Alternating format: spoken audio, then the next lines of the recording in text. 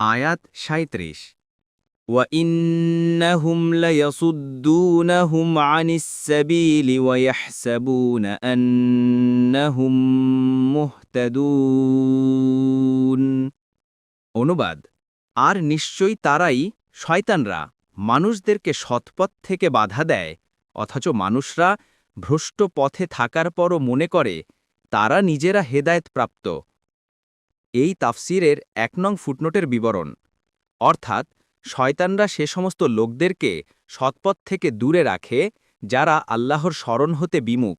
শয়তানরা স্মরণ বিমুখ লোকদের জন্য ভ্রষ্ট পথকে সুশোভিত করে দেখায় আর আল্লাহর উপর ঈমান ও সৎ কাজ করাকে অপছন্দনীয় করে রাখে।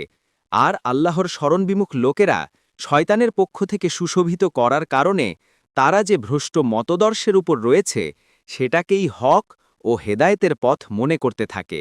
মুয়াস্সার দেখুন।